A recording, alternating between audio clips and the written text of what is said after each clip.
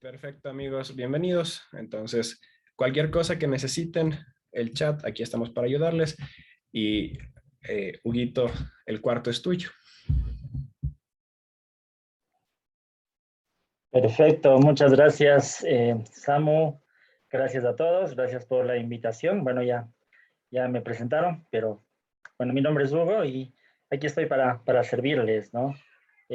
Vamos a hablar de un tema que a mí en especial me gusta mucho siempre, como lo comentó el Samu, yo tengo un canal de YouTube y estoy compartiendo contenido de Biblia, teología y todo este tipo de temas. Y este tema en especial de la doctrina de la salvación, la soteriología, es algo que me gusta también bastante, ¿no? Y tengo bastante contenido sobre eso también que he compartido, tanto en el canal como tengo una página web también que se llama todoteos.com.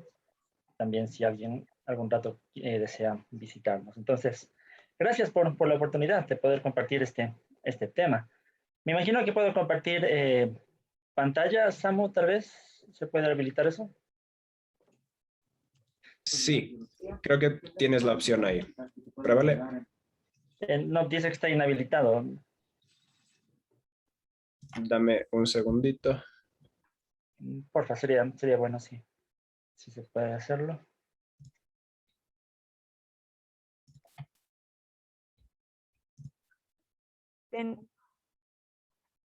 Ok, ahí vamos. No sé si se logró grabar. ¿Puedo hacerlo? Ahí sí tienes chance. Sí, ahí sí ya está.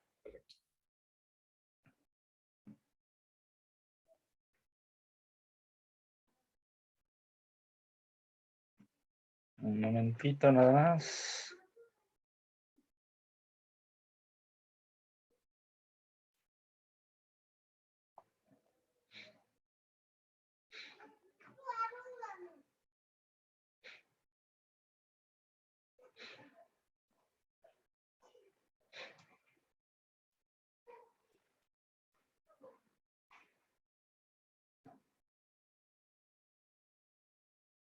Bien, por aquí estoy.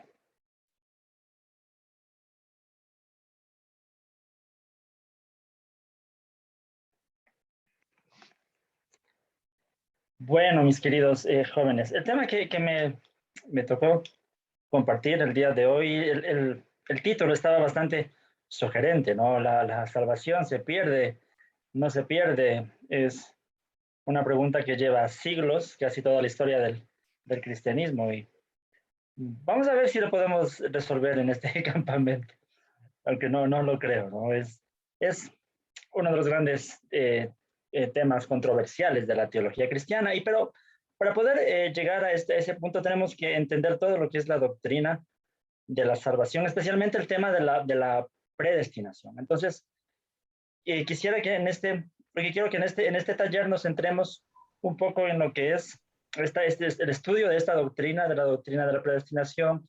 Vamos a hacer un desarrollo histórico de cómo se fue entendiendo esta doctrina a lo largo de la historia. Analizaremos los principales sistemas de pensamiento, eh, especialmente lo que en nuestro tiempo se conoce más, digamos, calvinismo, arminianismo, cuáles son un análisis comparativo, ¿no? Semejanzas, diferencias. Y, sí, y más que todo sería solamente para invitar a la reflexión y el conocimiento, ¿no? Más informativo sobre estos temas. Si alguien tiene inquietudes, dudas en el transcurso de esta charla, de este taller, pueden levantar la mano. Si le dan a la reacción de levantar la mano.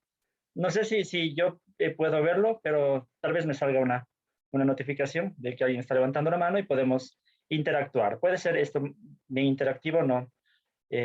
Sería mejor, ¿no? Bien, estudios sobre la predestinación. Esta palabra predestinación ciertamente es una palabra que aparece en la Biblia, en nuestras traducciones. Hay algunos textos que son muy conocidos. Déjeme ver, por ejemplo, Efesios 1:5, lo voy a leer, que dice: nos predestinó para ser adoptados como hijos suyos por medio de Jesucristo, según el buen propósito de su voluntad. Efesios 1:11, después dice, en Cristo también fuimos hechos herederos, pues fuimos predestinados según el plan de aquel que hace todas las cosas conforme al designio de su voluntad. Luego otros textos como Romanos 8:29, por ejemplo, dice, porque a los que Dios conoció de antemano, también los predestinó para ser transformados según la imagen de su Hijo, para que Él sea el primogénito de entre muchos hermanos. Es decir, la palabra predestinación es una palabra que está en la Biblia, no la vamos a poder quitar de ahí. Pero esto ha causado bastante controversia, discusiones, a veces malentendidos, porque las respuestas que cada uno dé a la pregunta ¿qué significa que hemos sido predestinados? Va a marcar gran parte de cómo va a ser nuestra teología. Depende de qué respuesta vamos a dar a esto. ¿Qué significa que hemos sido predestinados? ¿Qué significa predestinación? ¿Hasta qué punto, por ejemplo, son preguntas que debemos plantearnos? ¿Hasta qué punto Dios controla nuestras vidas, nuestras decisiones? ¿Podemos ser libres para tomar decisiones que al final marquen nuestro destino?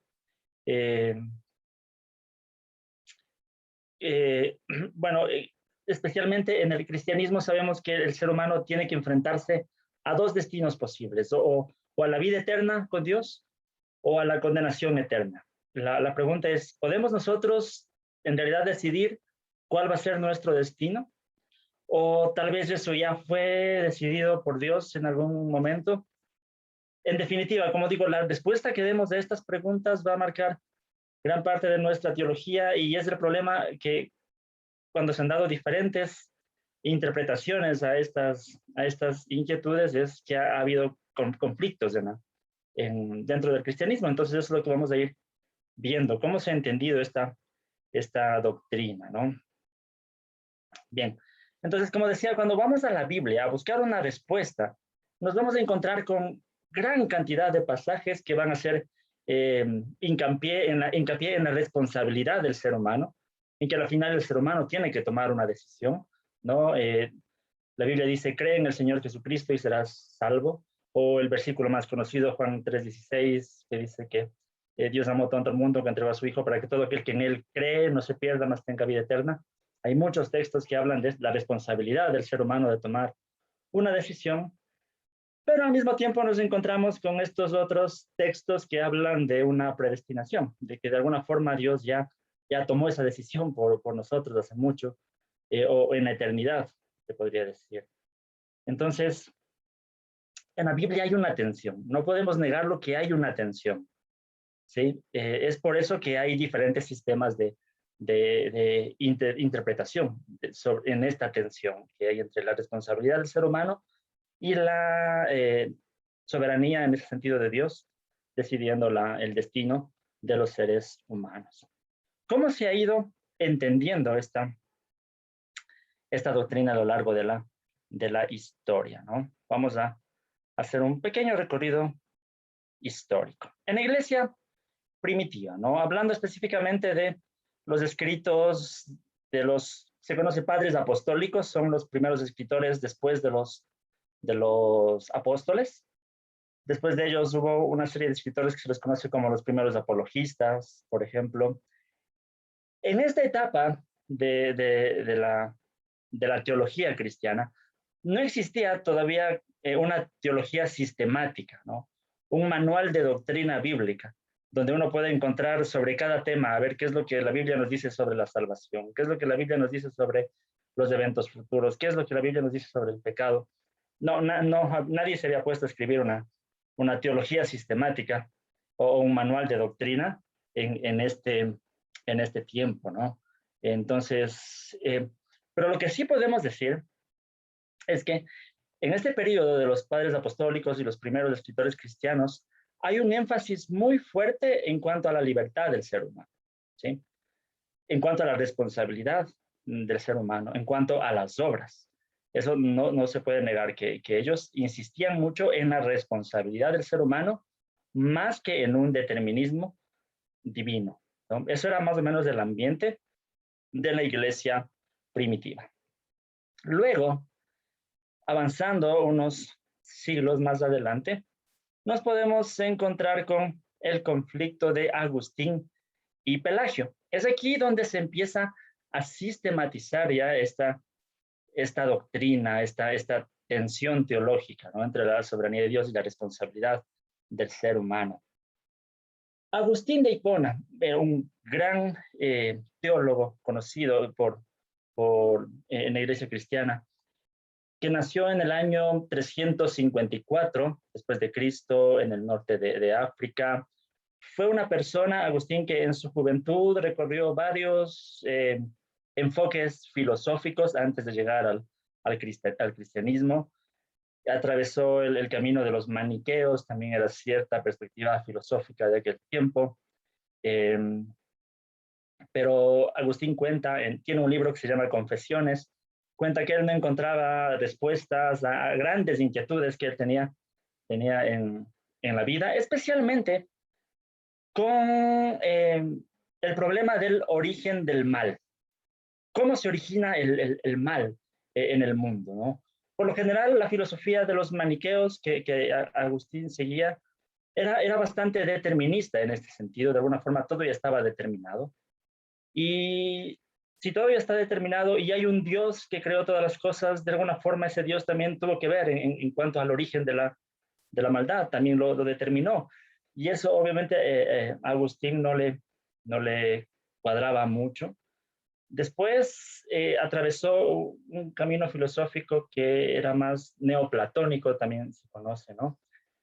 Pero en definitiva, cuando Agustín conoce el cristianismo, él propone la respuesta al origen de la maldad precisamente en cuanto al libre albedrío de las criaturas, tanto de las criaturas angélicas como de los seres humanos, el libre albedrío. Dios dotó de libertad al ser humano de decidir lo bueno y lo malo, y entonces ahí se origina la maldad, en la libertad. Hasta ahí, Agustín creía en la libertad, en el libre albedrío. Pero algo que marcó su teología es que él creía que después de la caída de Adán y Eva, el ser humano pierde de alguna forma esa libertad libertaria, por decirlo así, y de alguna forma la naturaleza del ser humano a partir de la caída se encuentra esclavizada por la maldad, esclavizada por el pecado, ¿no? La visión de Agustín era más o menos de esta forma. Antes de la caída, el ser humano podía pecar o podía no pecar, ¿no? Es conocida la frase de Agustín en latín, es posse peccare, posse non peccare, antes de la caída. El ser humano podía pecar o no podía pecar. Después de la caída, el ser humano non posse non peccare, decía, no puede no pecar. Después de la caída, el ser humano ya no puede no pecar, no tiene la libertad de no pecar, siempre va a pecar. Después de conocer a Jesús en la vida cristiana, el ser humano vuelve a tener la misma libertad. El ser humano puede pecar o puede no pecar, estando con Jesús. Y él decía, el ideal de la vida eterna es que el ser humano ya no puede pecar, solamente en la eternidad, después de la muerte o cuando Jesús regrese. Esta era la visión de San Agustín, de Agustín de Hipona, sobre la libertad del ser humano, ¿no? Estamos, como digo, si en el recorrido tienen inquietudes, pueden hacerlo con confianza, ¿no? Sobre Agustín, estamos entonces, como él veía la situación. Ahora, para ese tiempo aparece también un monje, se llamaba Pelagio, ¿no? Que precisamente Pelagio reacciona en contra de las enseñanzas de Agustín. Sí, reacciona en contra de estas doctrinas de la gracia de Dios. Porque la idea de Agustín, entonces, la conclusión de su doctrina es que si el ser humano después de la caída no puede no pecar, es decir, no tiene la capacidad de hacer nada bueno y creer en Jesús o depositar la fe en Él o ir a Jesús es algo bueno, entonces el ser humano después de la caída no puede por sí mismo ir a Jesús. No puede arrepentirse, no puede hacer las obras cristianas. Entonces, la idea de Agustín y la conclusión lógica de su doctrina es que Dios tiene que capacitar al ser humano por medio de la gracia para poder hacer las obras que a Dios agrade, o para poder ir a Jesús. Entonces, en definitiva, es Dios quien decide a quién darle esa gracia para que pueda hacer buenas obras. Entonces, eso da como conclusión la famosa doctrina de la elección incondicional, que al final es Dios quien decide quién se va a salvar y quién no. Entonces, esa era la conclusión de Agustín de Hipona, ¿no? En ese tiempo aparece este monje Pelagio, reacciona Pelagio en contra de esto. Pelagio lo que dice es que el ser humano después de la caída no es que perdió la libertad de poder ir a hacer lo bueno, que no hereda una naturaleza pecaminosa de Adán y de Eva. Pelagio decía que lo que uno hereda es solamente el ejemplo de lo que es pecado, el ejemplo de lo que es maldad, de alguna manera hereda una naturaleza externa que está llena de pecado, pero interiormente el ser humano no hereda una naturaleza pecaminosa, entonces tiene libertad todavía de hacer cosas buenas. Entonces, en ese tiempo se dio la controversia en la iglesia, se hicieron concilios sobre este tema, y a la final Pelagio obviamente fue declarado como hereje, porque su acercamiento a lo que es la gracia de Dios no era bíblico, no es bíblico, sabemos que no es así. Pero tampoco es que la iglesia en ese tiempo se fue con Agustín totalmente, ¿no? También fue rechazado su posición de lo que se conoce como la depravación total del ser humano. Entonces, en ese tiempo, más bien, los teólogos se optaron por una posición que se llama, o varios tipos de posiciones que se llaman semipelagianismo, que quiere decir que el ser humano de alguna forma se encuentra como enfermo por la causa del pecado original, pero no totalmente inhabilitado. O sea, todavía puede tomar decisiones buenas, pero sí tiene una naturaleza pecaminosa, pero no totalmente, no es una depravación total. Entonces, la iglesia tomó más de estas posiciones semipelagianas, ¿no? Entonces, no sé si hasta ahí alguien tiene alguna inquietud, dudas sobre este conflicto de Agustín y de Pelagio.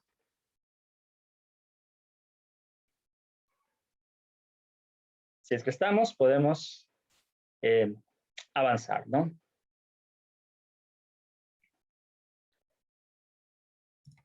Ahí te hacen pulgar arriba.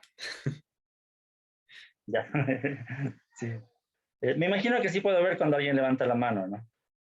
Como no soy administrador, no sé si. ¿Te ¿Ah, aparece? sí? ¿Hay una mano levantada? Ese es el mío, entonces sí deberías ver. Ya. Bien. Pero no me llega la notificación, esa es la. Yo te aviso si es que alguien levanta. Por gracias. Bien, entonces llegamos al tiempo de la Reforma Protestante. Como decía, después de Agustín y Pelagio, la iglesia era como más semi-pelagiana. Y llega el tiempo de la Reforma Protestante. Entonces, conocemos Martín Lutero, los primeros protestantes, se rescata de alguna forma en la perspectiva de Agustín en la Reforma Protestante, especialmente la doctrina de la depravación total del ser humano. Así lo veía Martín Lutero, así lo veían los primeros protestantes. Entonces, como consecuencia de eso, en la Reforma Protestante sale nuevamente el tema de la elección incondicional, de que es Dios quien tiene que decidir a quién le da su gracia para que pueda depositar la fe en Jesús, que era una de los puntos de la Reforma Protestante, la sola fe y la sola gracia. Entonces, iba por ahí, ¿no? Que Dios le da su gracia para que una persona pueda depositar su fe. Y como conclusión, había una elección incondicional. Pero quien de alguna forma sistematizó más estas doctrinas fue el famoso teólogo Juan Calvino, ¿no? Juan Calvino es conocido especialmente por de alguna forma sistematizar toda la teología protestante, ¿no? Entonces, Juan Calvino retoma la posición de Agustín en lo que tiene que ver con la depravación total del ser humano, la elección incondicional.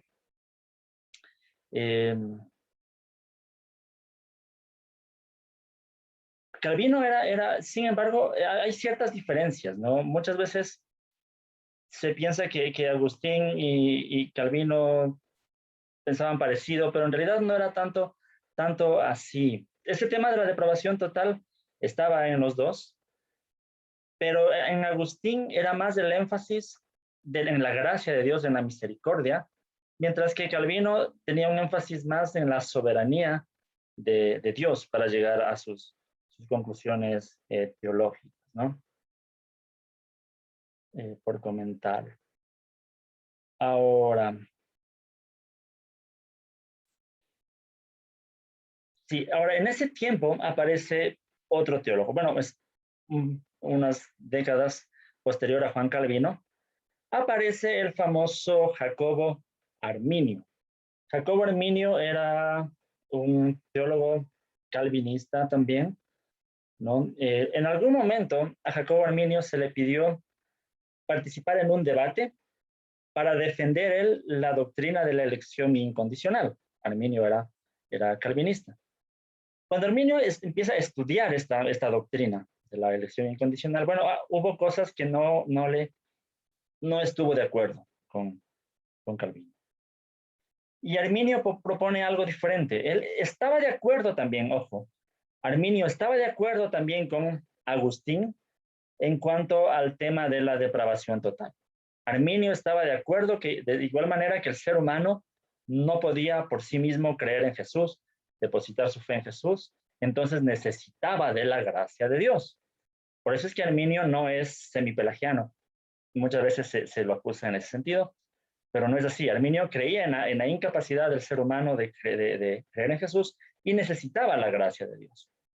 La diferencia en la teología de Arminio es que él piensa que esta gracia Dios se la da a todos los seres humanos y especialmente a todo aquel que escucha la palabra, la predicación de la palabra de Dios, tiene la gracia de Dios y de alguna forma es capacitado también para poder depositar su fe en Jesús. Pero bueno, la pregunta entonces sería, ¿y por qué no todos se salvan si todos reciben la gracia? La respuesta que daría Arminio es que la gracia es resistible. La gracia para él es resistible, es decir, el ser humano recibe la gracia de Dios que le capacita para poder creer en Jesús, pero el ser humano puede resistirse a esa gracia y por eso es que muchos se resisten y por eso es que no todos son salvos. Ese sería básicamente el punto en discordia entre Arminio y Calvino y de ahí va a venir todo lo demás, ¿no? Ahora, en nuestro tiempo nosotros sabemos que sigue existiendo esta discusión, esta controversia. Hay muchas iglesias, muchos cristianos, muchos hermanos, hay que reconocerlo, porque pienso que no son cosas que nos dividan como cristianos, pero en la teología sí, pero no como cristianos. Pero entonces hay muchos hermanos cristianos que se consideran calvinistas en este sentido. Y también hay muchas iglesias cristianos, hermanos, también que se consideran arminianos, o muchos que no son calvinistas, no son arminianos, y a veces tratan de proponer diferentes perspectivas. Pero básicamente el tema está así, entre estos dos puntos de vista, ¿no? Y bueno, para sistematizar un poco más, para dejar claro cuáles son las dos posiciones, vamos a analizar. Primero lo que se conoce como los 5 puntos del calvinismo, ¿no? Todos de alguna forma los hemos escuchado. Solo quería comentar que hoy los voy a mencionar primero, pero históricamente los 5 puntos en sí no nacen primero, ¿no? O sea, bueno, primero fue la teología de Calvino, sí. Después Arminio, sí, pero fueron después los seguidores de Arminio, un grupo de seguidores de Arminio que se llamaban los demonstrantes, quienes escribieron sus 5 artículos. Y para responder a los 5 artículos de los seguidores de Arminio, es que se reúne un sínodo también de teólogos calvinistas en Dort, se conoce como el sínodo de Dort, en donde ellos escriben sus 5 puntos. Entonces fue como más como respuesta al arminianismo que se escribe en los 5 puntos del calvinismo. Entonces no quiere decir que Calvino escribió estos 5 puntos, ¿no? O sea, se basan en la teología de Calvino, sí, pero fueron sus seguidores quienes escribieron estos 5 puntos. Se los conoce también como el tulip, son por la flor es el tulipán, ¿no? Es la palabra en inglés, y porque las siglas de cada uno de estos puntos en inglés dan el acróstico tulip, ¿no? El primero es la depravación total, lo que ya mencionamos desde Agustín de Hipona, ¿no? La depravación total, que todo ser humano está totalmente... Bueno, depravación total no quiere decir que todo lo que haga el ser humano sea malo. Depravación total quiere decir que todas las áreas del ser humano de alguna forma están afectadas por la naturaleza pecaminosa, ¿no? Más bien, hay algunos que no les gusta llamar depravación total, lo llaman depravación radical, qué sé yo, ¿no? Pero la idea es esta, es que el ser humano está incapacitado de creer en Jesús. Hay muchos textos bíblicos, Romanos 3:23, por tanto, porque cuanto todos han pecado.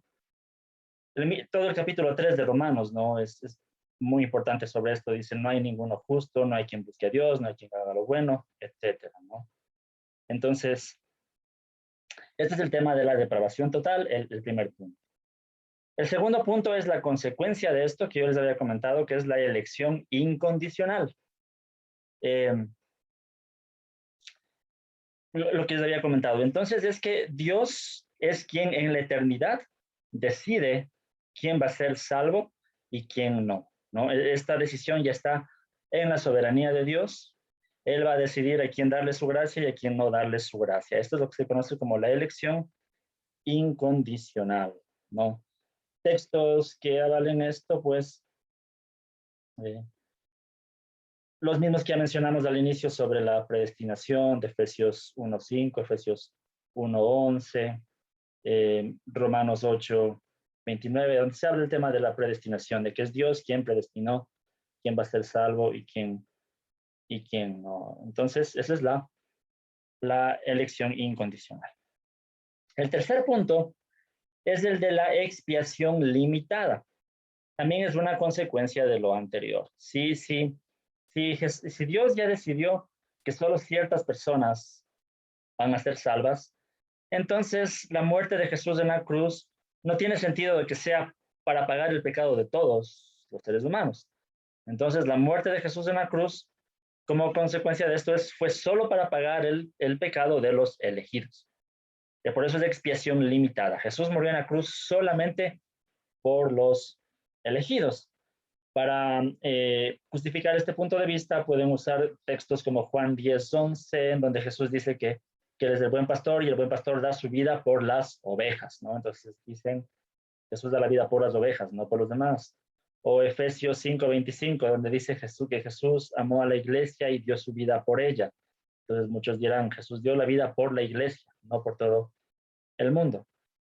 Esto es la expiación limitada. Aquí tengo que comentar que no todos los pensadores calvinistas están de acuerdo con este tercer punto. Hay algunos que no. Incluso parece ser que ni el propio Calvino estaría tan de acuerdo con este punto, este específicamente, ¿no? En sus escritos, especialmente ¿cómo es? Se me fue el nombre de la obra de Calvino, pero él no hace énfasis en esto, de que Jesús haya muerto solamente por la institución de la religión cristiana, perdón. No da a entender que Jesús haya muerto solo por los elegidos, ¿no?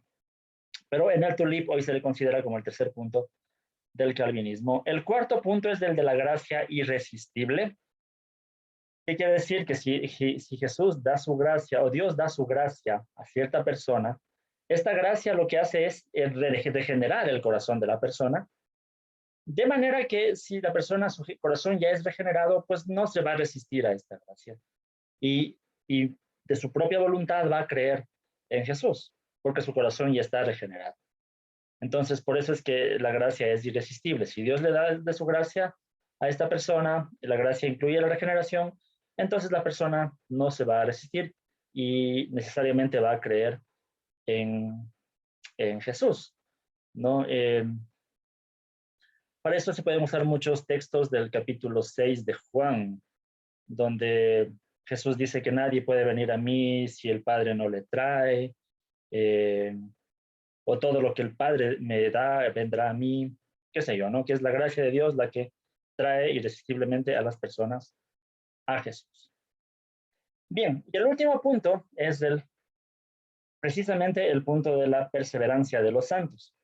Entonces, este tema de que si la salvación se pierde o no se pierde es conclusión de todo un sistema de teología. No es solamente que lo vamos a resolver con ciertos versículos, sino que más bien tiene que ver con todo este sistema de pensamiento. Entonces, la conclusión de todos estos puntos, si el ser humano está totalmente depravado, es Dios quien elige quién va a ser salvo y quién no. Jesús murió solo por los elegidos irresistiblemente irán a Jesús, entonces Dios se va a encargar obviamente de que estos elegidos perseveren hasta el final. Tampoco ahí será obra de los elegidos, será Dios mismo quien se encargue de perseverarlos para que hasta el final ellos sean salvos, ¿no?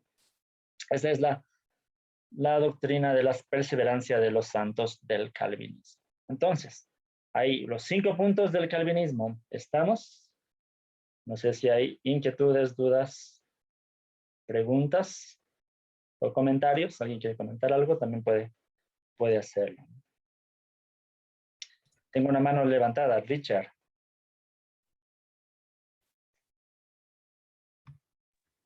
Sí, ¿qué tal?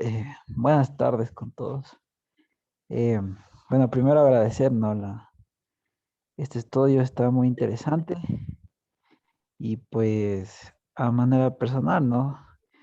Muy de acuerdo porque esto de la salvación no puede ser tomado de cualquier manera, sino como vemos aquí es un proceso, ¿no? Que tú puedes, para decir si se pierde o no la salvación, pues como podemos ver por lo menos en lo que concierne al calvinismo, sí se necesita de un proceso. Y bueno, quería, no sé, enfocarme en el aspecto de la gracia irresistible, que me pareció, o sea, todos los puntos de verdad son muy importantes, pero quería ahondar en ese porque fue el que más me impactó, se puede decir así, porque es esa gracia de Dios, pues la que podemos ver y la que nos recuerda día a día que es la que nos atrae, ¿no? Entonces yo le relaciono con eso, con la gracia que podemos ver de parte de Dios cada día y nos hace vivir una fe tal vez no vana, porque igual en la filosofía igual, por ejemplo, estaba leyendo sobre lo que es el psicoanálisis, por ejemplo, que de alguna forma trata a las personas de estabilizarlas, se puede decir, o, o regresarlas al molde social aceptado. O sea, hacerte una persona socialmente aceptable, que no, cómo les explico? Que no se vaya mucho del camino ya, o sea, que no afecta al resto, se puede decir. Que sea aceptable, ¿no?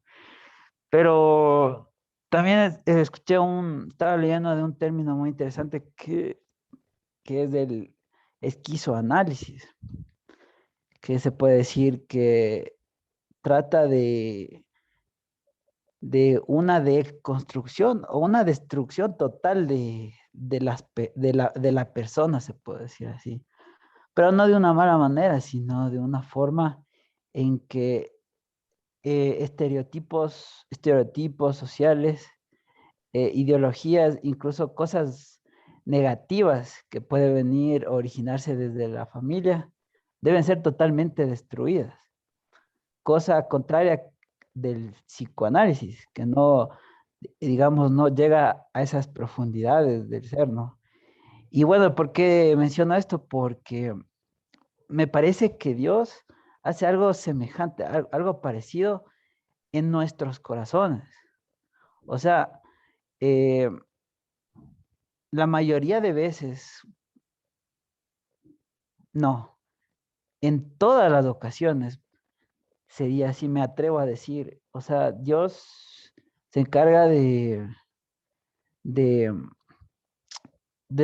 tal vez destruir todo lo que tú dabas por hecho, todas esas ideas sociales, todas esas ideas negativas, se puede decir, y, y, y convertirte en una nueva persona, ¿no? O sea, pero para eso sí Sí, es sí, necesario una destrucción de un ser que ha ido socialmente construyéndose, ¿me entiendes? Con tantas cosas.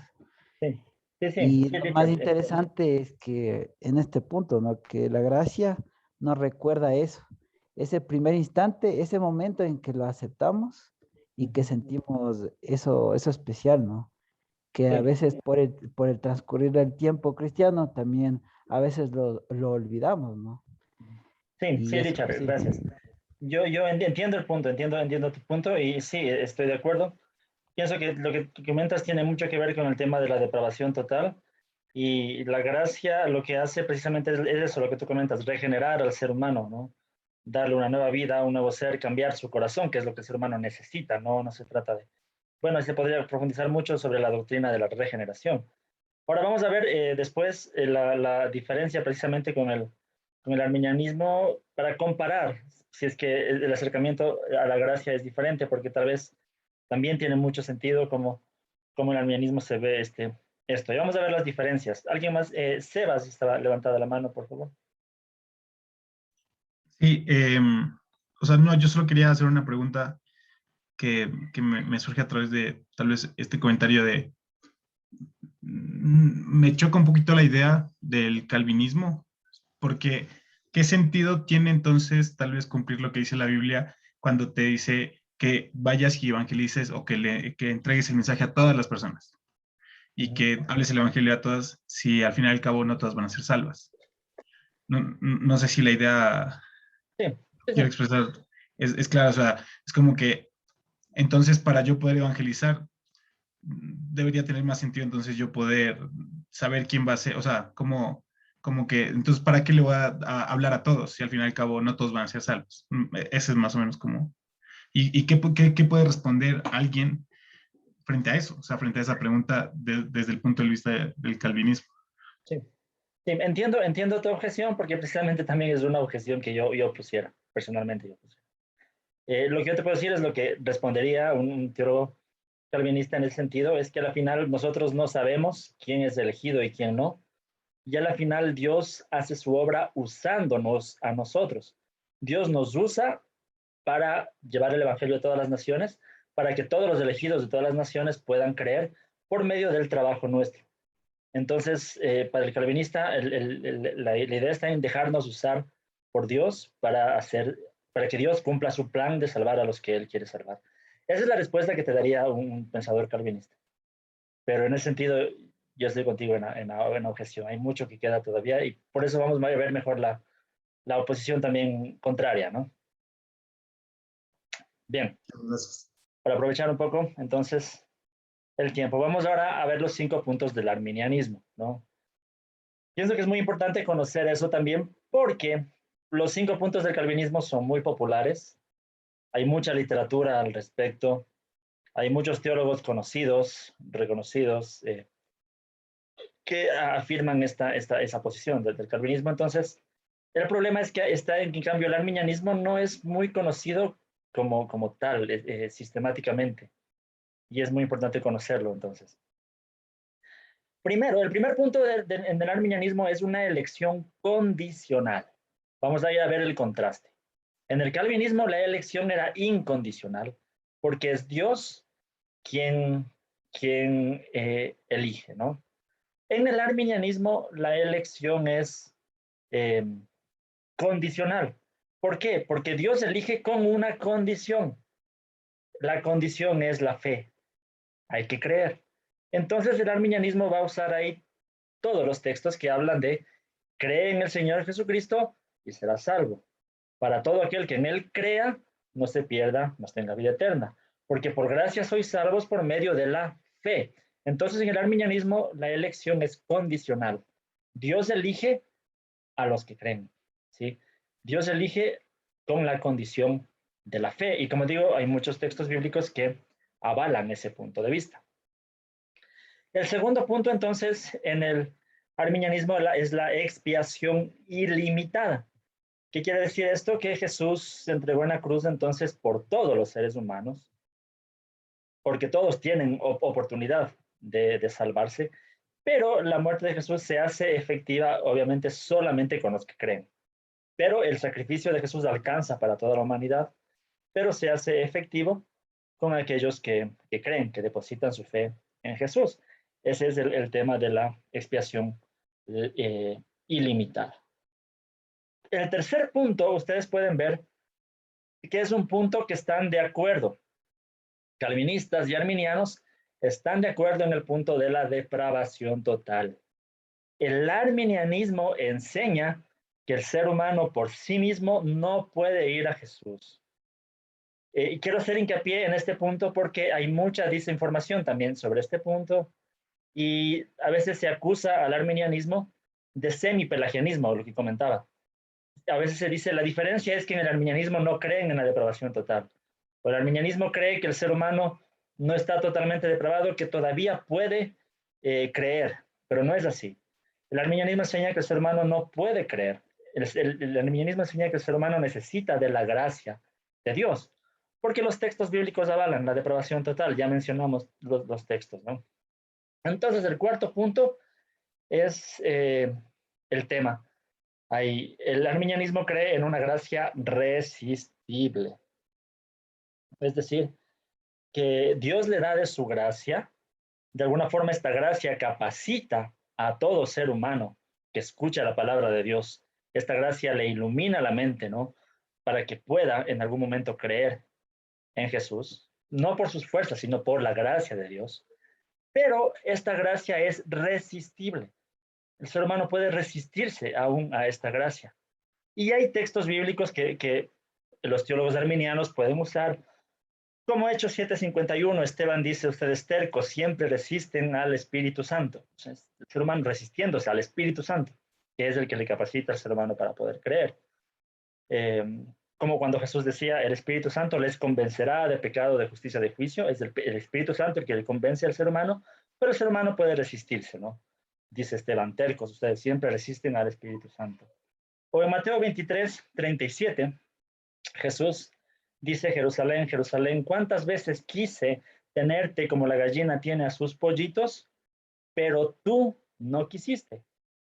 Jesús dice, yo quise tenerte como la gallina a sus pollitos. Esa es la gracia de Dios. Yo quise tenerte. Dice Jesús, pero tú no quisiste. O sea, es el pueblo, el ser humano, resistiéndose a la gracia de Dios. Es el tema de la gracia resistible. Entonces, si la gracia se puede resistir, la consecuencia lógica sería una perseverancia condicional. Ahí el punto en cuestión. Ahora, quiero dejar claro una cosa. Jacobo Arminio, específicamente, él no creía o no enseñó directamente que la salvación se pueda perder.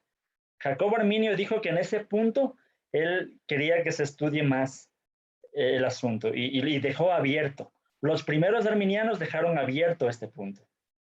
Con el desarrollo posterior de la teología arminiana, se ha llegado a esta conclusión de que la perseverancia es condicional. Si la elección es condicional, la elección es la fe, para perseverar en la salvación necesito perseverar en la fe. Entonces, es una perseverancia también condicional. Entonces, habría la posibilidad de perder la salvación. Como digo, no todos los teólogos arminianos están de acuerdo en este punto. Hay quien se dice yo soy arminiano de 4 puntos porque creo en una seguridad incondicional. Pero si nosotros analizamos tanto los 5 puntos del calvinismo, los 5 puntos del arminianismo, a veces es como que el uno depende del otro, ¿no? Es bien complicado tomar solo ciertos puntos de un lado u otro. Es bien sistematizado esto, que la conclusión es esa, o la perseverancia es incondicional o la perseverancia es condicional. Y en el arminianismo, la conclusión debería ser que la perseverancia es condicional, hay que permanecer. Y para eso el arminianismo va a usar también muchos textos. Juan 15, por ejemplo, Jesús dice, permanezcan en mí y yo permaneceré en ustedes, ¿no?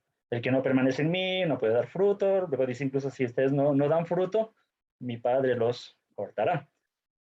Y en fin, hay muchos textos en Apocalipsis. Jesús a cada una de las iglesias, en los primeros capítulos de Apocalipsis, dice, al que venciere, yo no borraré su nombre del libro de la vida. Al que venciere, yo no quitaré su candelero de su lugar, etcétera. Bueno, hay muchos textos. Bueno, y de textos se puede hablar mucho, pero pienso que la doctrina en sí es conclusión de todo el sistema de pensamiento. Entonces, básicamente lo que hemos podido hacer ahora es dejar establecidos los 5 puntos de un lado, los 5 puntos del otro lado, y ya dependería de cada uno de nuestra reflexión bíblica, teológica, qué es lo que pensamos que enseñan los textos sobre cada uno de estos temas, y así cada uno podrá adoptar su punto de vista, ¿no? Su posición al respecto. Pero más que todo, lo más importante es que incluso para poder hablar sobre esto, estemos un poco más informados de qué es lo que en realidad se cree en cada punto, ¿no? Eso, entonces, no sé, estoy un poco corriendo por el tiempo, pero no sé si nos queda tiempo para alguna inquietud, alguna duda, preguntas también. Sí, tenemos exactamente 12 minutos hasta que se cierre automáticamente la sala de Zoom. Si alguien tiene preguntas, ¿tienes alguna pregunta específica, Richard? Más que una pregunta, sería un comentario porque... Ya, pero vamos primero con preguntas, ¿ya? Para que los chicos puedan resolver y despejar ahí las cosas que hayan quedado flotando en el aire. ¿Alguien tiene Ok. preguntas?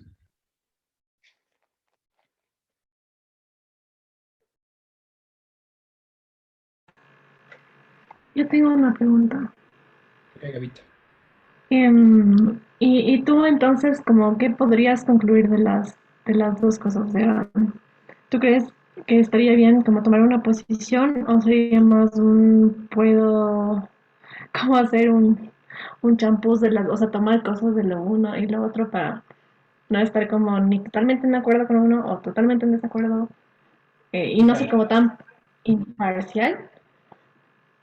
Sí. ¿O definitivamente debería ser como blanco-negro? No.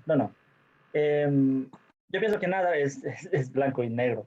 Sin embargo, pienso que es muy difícil a veces decir, al menos si uno ya está estudiando seriamente la Biblia, decir no soy ni calvinista ni arminiano, porque al tratar de explicar mi posición, por lo general yo termino o creo que la elección es condicional o incondicional. Es como difícil encontrar un punto medio, ¿no? O creo que Jesús murió por todos o creo que Jesús murió solo por los elegidos. ¿De qué manera encuentro un punto medio? Es complicado. O el ser humano está totalmente depravado o no está totalmente depravado. O el ser humano puede resistirse a la gracia o no puede resistirse a la gracia, ¿no? O hay la posibilidad de perder la salvación o no hay. Es bien difícil encontrar como un punto medio. Y como digo, a veces cada punto depende de los otros. Entonces, de alguna forma uno siempre va a tender a una posición. Ahora, de pronto aquí no nos alcanzó el tiempo. Yo personalmente siempre me identifico como arminiano molinista. Ese es otro punto de que no hablamos. El molinismo bueno, no es una doctrina sobre la salvación, es una doctrina para tratar de entender la libertad del ser humano y la soberanía de Dios. Pero también hay aplicaciones en cuanto a la soberanía y hay también unos 5 puntos del molinismo que si quieren más información de eso pueden contactarme, pueden seguir mi trabajo también en redes sociales y hablar un poquito más. Pero lo que sí pienso es que uno si se identifica por un lado, lo que sí me parece mal es de pronto creer que mi punto de vista es lo único. Yo siempre he dicho esto, yo creo que la Biblia es infalible, pero no creo que mi interpretación de la Biblia sea infalible. Entonces, en eso tenemos que tener un poco de humildad, ¿no? Y reconocer que tal vez estemos equivocados y tal vez el otro punto tenga razón también, ¿no? Cevitas. Ya, sí, yo tengo una pregunta, porque tú fuiste mencionando un poco la historia, de hecho, de cómo se fue desarrollando la iglesia y cómo salió la iglesia en general. Ahí mi pregunta es, en esta parte, por ejemplo, en el concilio, cuando se divide la iglesia católica y o sea, la iglesia cristiana se separa y se abren estas dos vertientes, o sea, no sé ni siquiera cómo plantear bien la pregunta porque es algo así como que afectó de alguna manera estas divisiones de pensamiento del calvinismo, del arminismo. Y, por ejemplo, no sé, hoy en día en el cristianismo común, no sé ni siquiera porque hay tantos, o sea, hay tantas fuentes y tantas ramas de cristianismo que no, o sea, no sabría decir cuál vendría a ser como, por ejemplo, la que más se ha mantenido sobre, yo qué sé, a lo largo del tiempo sin cambiar, no sé, los planteamientos de estos pensamientos. Ya. Sí, en el cristianismo protestante es muy difícil pensar que ha habido una mayoría, no hay una mayoría. Pero lo que mencionas es interesante también sobre el tema de la reforma protestante. Cuando se dio la reforma protestante, dentro de la Iglesia Católica también hubo una controversia parecida. Eh, Se llamaba la controversia de Auxilis. Y precisamente ahí entra en juego la teología molinista, de que comenté hace un rato, porque Luis de Molina era un teólogo católico. Y en la Iglesia Católica hubo también este conflicto entre teólogos que eran más tomistas, bañesianos se llama, que eran como más deterministas, un poco más a lo calvinista, mientras que Luis de Molina y unos teólogos dominicos eran más a lo arminiano. Y hubo este conflicto también en la Iglesia Católica. La Iglesia Católica llegó a una posición ahí en que pueden ser tomistas, bañesianos o pueden ser molinistas, los dos están bien, no se deben acusar ni pelear. O sea, la Iglesia Católica tiene ¿cómo se diría?, autoridad en definir ciertas cosas. En la Iglesia Protestante el problema es que no estamos unidos en ese sentido y no hay una autoridad por sobre todos que diga, bueno, a calvinistas y arminianos pueden enseñar sin necesidad de que se ataquen o cualquier cosa, ¿no? Por eso es que aquí estamos como un poco más divididos. Y aquí sí nos atacamos. Aquí sí hay calvinistas que dicen a los arminianos son herejes. Y hay arminianos que dicen a los calvinistas son herejes. Como digo, en la Iglesia Católica es diferente porque hay la autoridad de la Iglesia que dice no. Pueden enseñar diferente, pero ninguno de los dos está equivocado. Pero sería difícil en la Iglesia Protestante hablar ahora al menos de una mayoría, ¿no? No sé si por ahí más o menos va. Sí, pero me nace otra pregunta ahorita y perdón, la voy a lanzar así rapidito. ¿Cómo es posible que a lo largo del tiempo tal vez, yo pienso, cómo no sea tal vez planteado, bueno, me supongo que se ha planteado la idea de destruir el argumento del uno y que el otro destruya el argumento del otro, que es lo que estábamos viendo ahorita, pero mi idea es cómo a raíz de una sola fuente, que es la Biblia, la palabra de Dios, cómo es que salen dos ideas y que estas dos ideas puedan coexistir sin, pues sí, sin ser hereje, o sea, sin decir, o sea, sin irse en contra de lo que es de Dios, porque al fin y al cabo no creo, o por lo menos personalmente no creo que exista como que diferentes maneras o pensamientos, bueno, no, es que no sé ni siquiera cómo decirlo, pero sí, probablemente sí existen diferentes pensamientos, pero Dios es el mismo, el principio de Dios sigue siendo el mismo, entonces, ¿cómo es posible que de dos ideas diferentes vayamos a llegar al mismo punto de un Dios? Algo así. Sí, sí, bueno, precisamente pienso que la Biblia no es un manual de doctrina o de teología, lastimosamente, ¿no? No está escrita sistemáticamente, nace de experiencias de autores humanos como vivieron, y no es un manual sistemático de teología o de doctrina. Entonces, lastimosamente, hay esta tensión en la Biblia, tenemos que reconocerlo. Y precisamente estamos hablando de Dios, es que ese es el problema. No creo que aunque Dios nos escriba claramente cómo es su voluntad, quién es Él, no creo que vayamos a entenderlo, ¿no? Entonces ese es el problema. Aunque Dios nos dijera esto es así, no creo si estamos hablando de la voluntad de Dios, no creo que lo vamos a entender. Tal vez son parte de las dos cosas, pero para nosotros lastimosamente no podemos ver las dos cosas como verdad, pero qué sé yo. Sí, Albertito. pero en definitiva creo que hay verdades básicas que todos estamos de acuerdo, que es lo que nos une más que todo. Alberto. Buenas tardes. ¿Qué opinarías, por ejemplo, si es que yo tomara una postura de que hay cosas que en esta tierra nos van a ser reveladas y hay cosas que cuando estemos en la presencia de Dios, Dios nos va a revelar? Por ejemplo, hay un texto en Deuteronomio 29:29 que dice, las cosas secretas pertenecen al Señor nuestro Dios, mas las cosas reveladas nos pertenecen a nosotros y a nuestros hijos para siempre, a fin de que guardemos todas las palabras de esta ley. Entonces o sea, me pongo como fundamento este texto, ¿no? Porque realmente este tema sí que es complejo, ¿no? Porque hay partes del calvinismo que me parecen que hay mucha verdad ahí también, igualmente aquí en el arminianismo. Entonces, ¿qué opinas si es que yo tomara una postura de que hay cosas que hasta cierto punto Dios me va a revelar aquí en la tierra, pero en el cielo ya completamente a todos nos va a revelar el Señor todos estos misterios? Sí. No, yo diría que está bien, podemos adoptar una posición así. O sea, la cosa es que yo diría, podemos estar en paz con una posición así. Si tú puedes estar en paz con una posición así, pues está muy bien. El problema es que algunos tenemos un poco más de curiosidad y queremos seguir pensando en estos asuntos, estudiando. Y otra situación ahí también es que sí hay a veces aplicaciones o implicaciones prácticas de lo que yo creo, de mi teología. A veces mi teología va a definir muchas cosas de lo que yo hago. Entonces, a veces profundizar en qué es lo que en realidad creo, en qué es lo que en realidad enseña la Biblia, va a tener implicaciones prácticas. Por ejemplo, Sebas comentó al inicio una de las primeras objeciones, ¿qué pasa con evangelización? Si Dios ya eligió a solo algunos, mi motivación ya no es la misma. Evangelizar solo por obediencia es una motivación diferente. No digo que esté mal, habrá quien se motive con eso, pero es una motivación diferente si alguien tiene la idea de que no, al final Jesús se entregó por todos y Dios quiere que todos se salven y voy a enfocarme más en eso. Es una motivación diferente, por ejemplo, que nace de cuál es mi teología.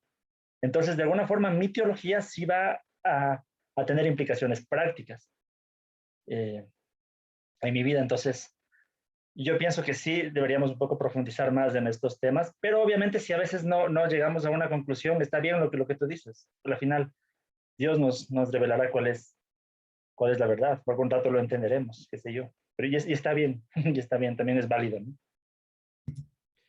Gracias, Huguito.